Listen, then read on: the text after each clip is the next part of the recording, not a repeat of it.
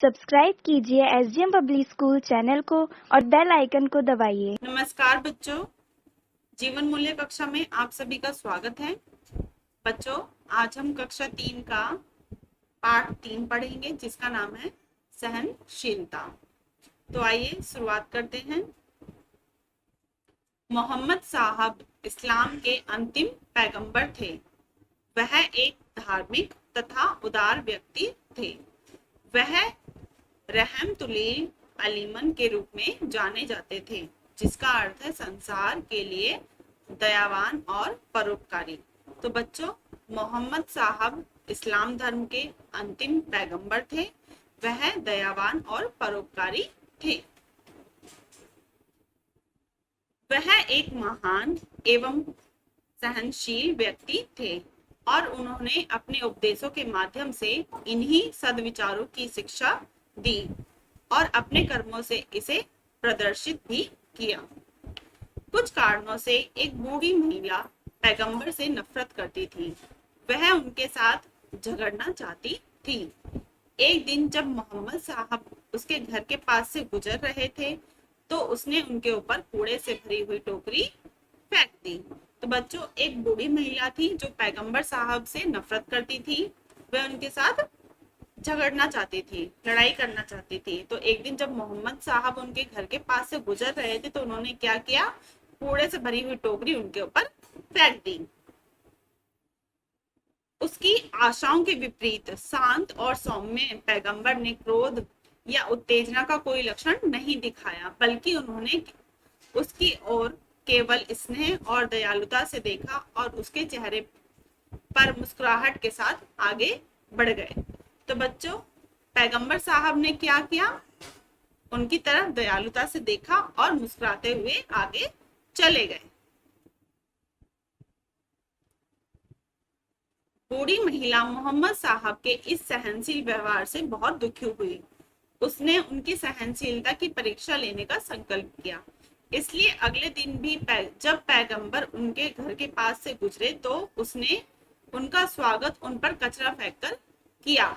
इस बार फिर मोहम्मद साहब ने उसे उसी दयालुता के साथ देखा और चेहरे पर मुस्कुराहट के साथ अपने रास्ते पर बढ़ गए। अब यह लगभग रोज की घटना बन गई और ना तो पैगंबर ने अपना धैर्य खोया और ना ही उस महिला ने अपनी शैतानियों को रोका। एक दिन एक अजीब घटना घटी। जैसे ही मोहम्मद साहब उस घर के पास गुजरे, उन पर आज कूड़ा नहीं गिरा। वो एक क्षण के लिए रुके और घर को देखा। उन्होंने घर के दरवाजे पर उस महिला को नहीं पाया। उन्होंने पड़ोसियों से उसके बारे में पूछा, जिन्होंने उनको बताया कि वह बुखार से पीड़ित थी और बिस्तर में पड़ी थी। मोहम्मद साहब ने घर में प्रवेश किया। महिला अपने बिस्तर पर लेटी हुई थी। वह करहा रही थी और बुखार से कांप रही थी। वहां उसकी देखभाल के लिए कोई नहीं था। तो बच्चों, एक दिन क्या हुआ, जब पैगंबर साहब उस बूढ़ी महिला के घर के पास से गुजर रहे थे, तो बूढ़ी महिला उनको वहां पे दिखाई नहीं दी। तो उन्होंने उनके पड़ोसियों से पूछा, तो उन्होंने बताया कि वह बुखार से पीड़ित है और बिस्तर में पड़ी है। तो पैगंबर साहब वहां पे उनसे मिलने गए। पैगंबर ने उनके स्वास्थ्य के बारे में पूछा और उसे सांत्वना दी। वह उसके लिए कुछ दवाइयां ले आए और उसकी देखभाल की। उन्होंने ईश्वर से उसके जल्दी ठीक होने की प्रार्थना की। बूढ़ी महिला पैगंबर के दयालु और परोपकारी व्यवहार से बदल गई। उसकी आंखें आंसुओं से भरी हुई थी। जैसे तैसे वह बिस्तर से उठी और उनके पैरों में गिर पड़ी।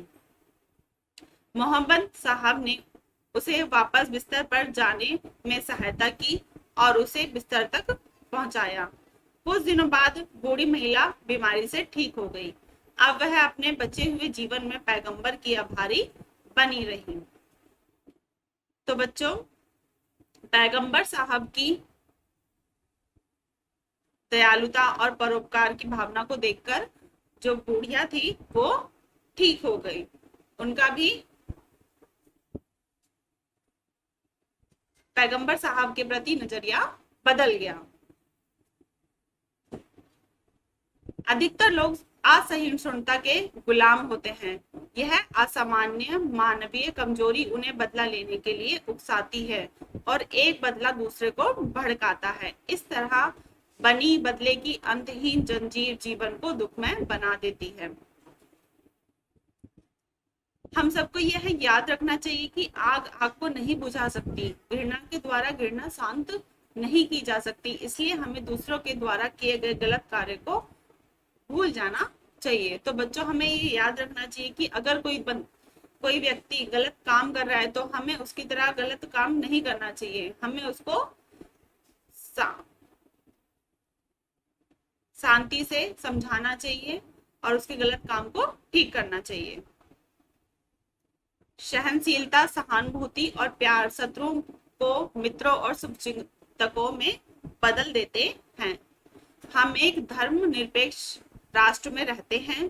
जो लोग अनेक विश्वासों, आस्थाओं और विचारों को मानते हैं, वह यहाँ सदियों से शांति और सामंजस्य में रह रहे हैं। ऐसा केवल इसलिए है क्योंकि हम भारतीयों के पास एक दूसरे के विश्वासों, परंपराओं, आस्थाओं और जीवन के तरीकों के प्रति एक सहनशीलता दृष्टिकोण है। संसार के कुछ भागों में धार्मिक और सांप्रदायिक असहनशीलता कभी कभी हिंसा का सलाब लाती है, जो अपने पीछे विनाश और दुख के चिन्ह छोड़ जाती है। क्या आप हठी हैं? क्या आप हमेशा चीजों को अपने तरीके से देखना चाहते हैं? तब यह उचित समय है कि आप अपने तरीकों को बदलें। अपने सहपाठियों, मित्रों और पड़ोसियों के प्रति एक सहनशील दृष्टिकोण विकसित करने का प्रयास करें। अच्छा बनने का प्रयास करें।